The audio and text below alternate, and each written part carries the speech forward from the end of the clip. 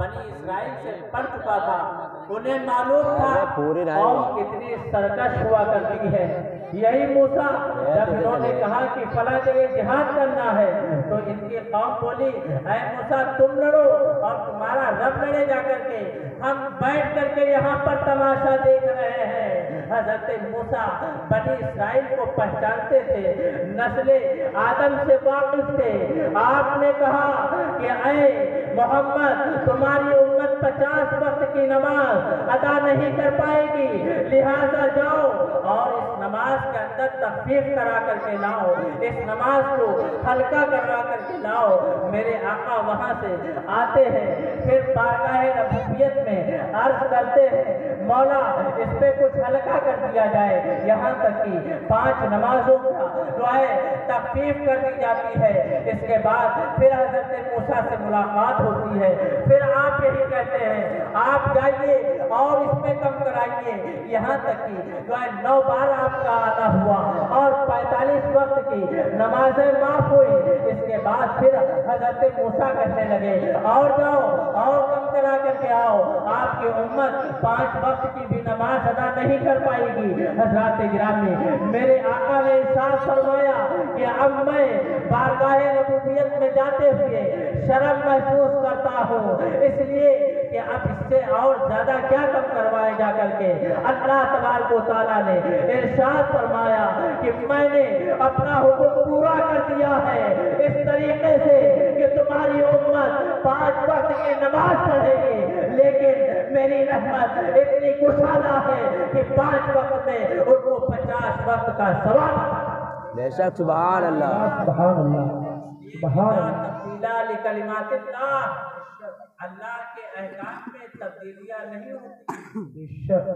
अल्लाह तबारक व तआला ने इरशाद फरमाया कि मैंने 50 वक्त कहा था, इसलिए तुम्हारी उम्मत अगर 5 वक्त भी करती है तब भी हम उसको 50 नमाजों का सवाब अता फरमाएंगे। आप अंदाजा लगाइए कि मेरा रब कितना मेहरबान है, मेरा रब कितना रहीम है, मेरा रब कितना बड़ा जो है हम पर जो है रहम करने वाला है कि हम काम तो कम करें पर हमें सवाब जो है मुकम्मल 50 वक्त का दिया जाता है।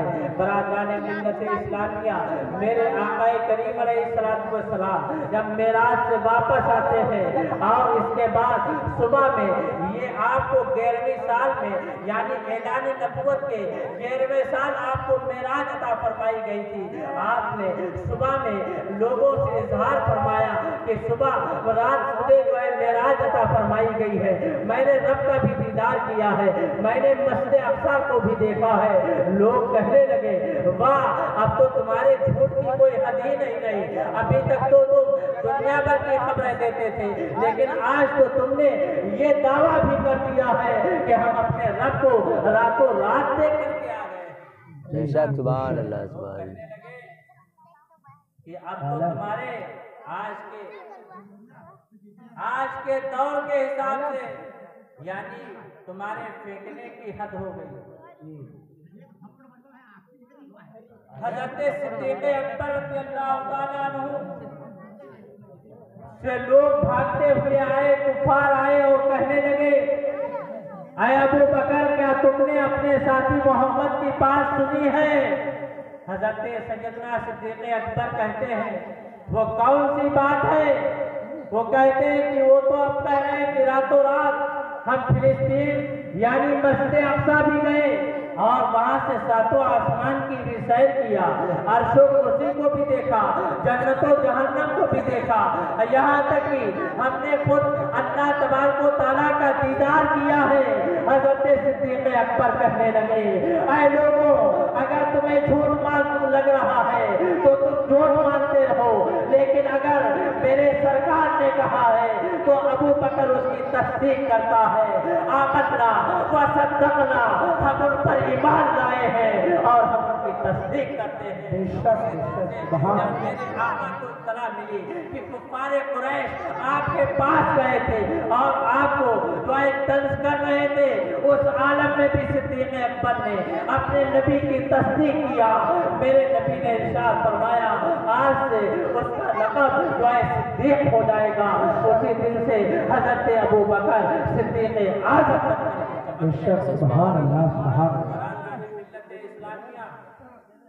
आज कुछ लोगों को एतराज होता है कि आक़ाए करीम अलैहिस्सलातु वस्सलाम को ये जिस्मानी मेराज नहीं हुई थी, बल्कि ये ख्वाब देखा था। जबकि आक़ाए करीम अलैहिस्सलातु वस्सलाम ने ख्वाब में 33 मरतबा अल्लाह तबारक व तआला का दीदार फरमाया है।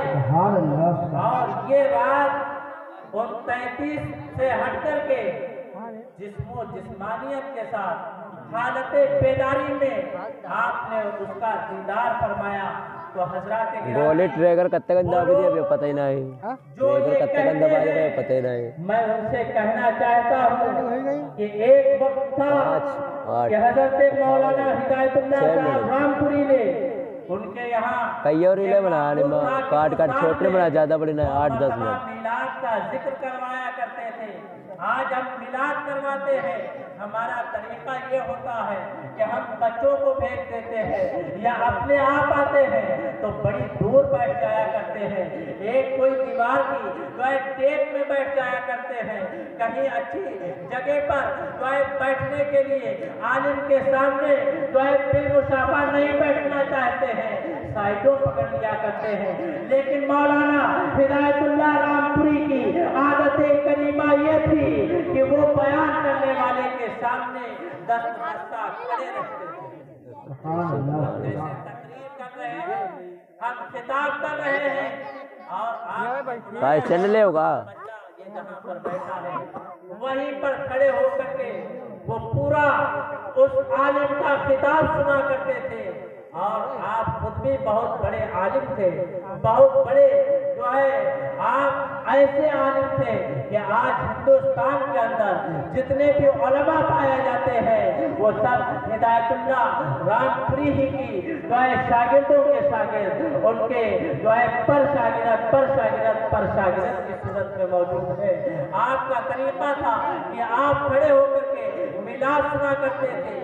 एक तो 12वीं तारीख यानी रबीउल अव्वल शरीफ के अंदर आप अपने घर पर मिलाद करते थे और दूसरे 27वीं रजब की रात यानी आज की रात शबे मेराज जो है आप बयान करवाया करते थे। इस मर्तबा आपने सुना कि मौलाना शिबली जो है आजमी बहुत अच्छा खिताब करते हैं, उन्हें सीरत नबवी से बड़ा अच्छा लगाव है, तो आपने सोचा कि क्यों ना मौलाना शिबली को बुला लिया जाए और वो आकर के खिताब करें। हजरत मौलाना शिबली उनके यहाँ जलवा अफरोज हुए और आप जो है 10 बस्ता खड़े होकर के उनके खिताब को सुनने लगे। मौलाना शिबली जब फलसफा और मंतिक की वह जो है बहसों को पगाते हुए आगे बढ़े और कहने लगे इस आसमान पर एक कवए जमहरीन है कि जहाँ पर जाकर के जो है ऑक्सीजन खत्म हो जाती है। इसी वजह से जब किसी इंसान को रॉकेट के जरिए से कहीं भेजा जाता है तो उसके जिस्म में जो है ऑक्सीजन की नलियां लगा दी जाती है ताकि वहाँ कवए जमहरीन पर जब वो पहुंचे तो उसके सांस लेने का बंदोबस्त हो सके। तो बरादराने मिल्लत इस्लामिया जब ये फलसफा बनाते हुए वो शबे जो है शबे मेराजुन नबी पर वो तरीस नजर आए तो मौलाना हिदायतुल्लाह साहब खड़े हो गए, पहले से खड़े थे और कहने लगे मौलाना शिबली अब आप अपनी तकलीफ को यहीं पर रोक दीजिए, पहले मैं इसका मुशाहिदा करवा देता हूँ, इसके बाद आगे बयान करना। मौलाना शिबली जो है देखने लगते हैं। मौलाना हिदायतुल्लाह ने सामने चिराग चल रहा था, आपने अपने रुमाल से एक धागा निकाला और उस धागे को उस चिराग के साथ जो है उस चिराग की लौ में इंतहाई तेजी के साथ गुजार देते हैं और उसके बाद कहते हैं, ऐ मौलाना बताओ ये धागा हमारा क्यों नहीं चला? मौलाना शिबली कहने लगे, इसलिए कि आपने बहुत तेजी के साथ जो है इसको निकाल दिया है। तो मेरे मौलाना हिदायतुल्लाह रामपुरी ने कहा, ऐ जनाब ये बताओ कि मेरे नबी जिस बुराक पर सवार होकर के गए थे उसकी रफ्तार का आदत क्या था? मौलाना शिबली कहने लगे, उसकी उस बुराक की रफ्तार का आलम ये था कि ताहत निगाह उसकी नजर जहाँ तक पड़ती थी वहाँ पर जो है उसकी रफ्तार वहीं पर उसके कदम पड़ा करते थे। वो कहने लगे